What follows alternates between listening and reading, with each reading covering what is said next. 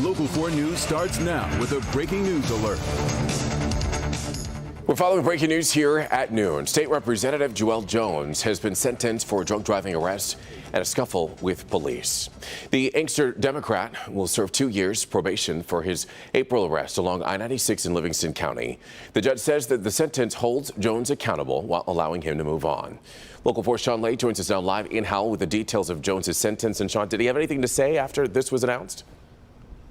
Absolutely. We'll get to what Jones's reaction was right outside of court after he did avoid jail time. Not without a fight, though, inside. Prosecutors urging the judge here today in Livingston County to give Jones jail time. 2 straight state troopers where Jones was found fighting with on the side of the highway. They urged jail time, urged the judge to give Jones jail time. That judge, though, Evrod, he had the final say, saying he felt Jones is on the right path and no additional jail time was necessary. It sounds like you don't fully agree, though. Do you believe you weren't drunk, that it wasn't an issue? Hey, well, I mean, the court case is over with now, so, I'm about to be talking about some other things moving forward. Democratic State Rep Joelle Jones after sentencing and avoiding jail time. Still not willing to admit what the judge said just moments ago, that Jones was drunk, recklessly driving 40 miles in the wrong direction, his judgment impaired as he fought with MSP troopers. Prosecutors told the judge Jones still refuses to accept responsibility. Prosecutors urged the judge to sentence the state rep to jail. But Livingston County Judge Michael Hattie said Jones' 60 days in jail during this process so far is more than enough, as long as he continues to show that he's making positive moves in his life. And I think Judge Hattie really hit the nail on the head today when he said, brains are still developing, mistakes still happen. It's really a launch pad with your youth, so I would like to do more to help out with some of our young people that might find themselves in this situation. Back here live outside of court in Howell. A lot said in court today, a lot said outside of court. We'll break it all down for you coming up at 5 o'clock. Bottom line, though, Evrod, you mentioned 2 years probation for Jones. He did mention he is in treatment for alcohol and counseling right now. And right now he says he's on his way to Lansing to continue his work at the State House. Live at Howell in this news hour. Sean Lay, Local 4, back to you. It looks like he wants to help others who might find themselves in a similar situation. Sean, thank you. In other news this afternoon, a suspected drunk driver is accused of killing an Ohio woman in Sterling Heights this morning. Sky 4 was over the scene right there on Van Dyke in between 18 and 19 Mile roads. Police say the driver of a BMW hit another car, sending both cars off the road. The other driver, a 21-year-old woman, was killed. The driver of the BMW was taken to the hospital with serious injuries. Police believe alcohol or drugs might have played a role in this crash, and they're still investigating.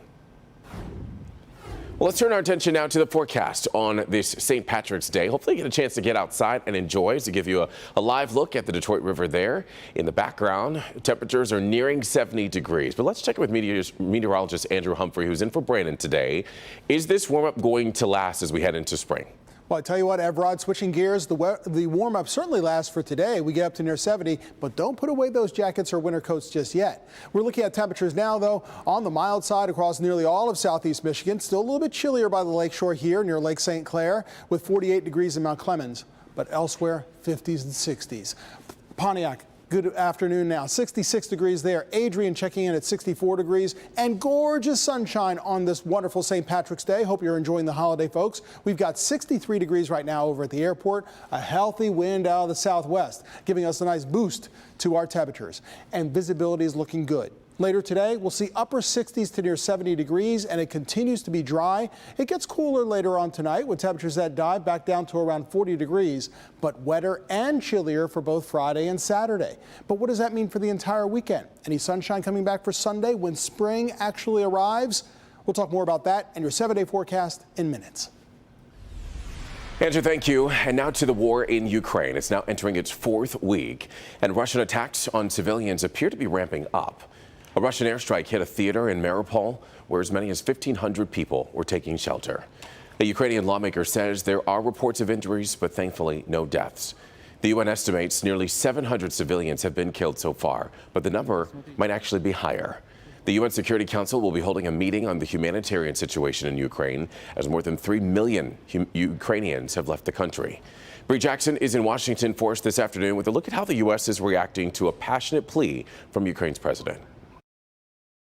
During his virtual speech, President Zelensky urged the U.S. to send more weapons to Ukraine and to enforce tougher sanctions on Russia. I see no sense in life if it cannot stop the death. In a passionate speech, Ukraine's President Volodymyr Zelensky appealed to America's heartstrings, comparing the crisis in his country to Pearl Harbor and 9/11. Russian troops have already fired nearly 1,000 missiles at Ukraine, countless bombs. They use drones to kill us with precision. Urging Congress and specifically President Biden to do more. Being the leader of the world means to be the leader of peace.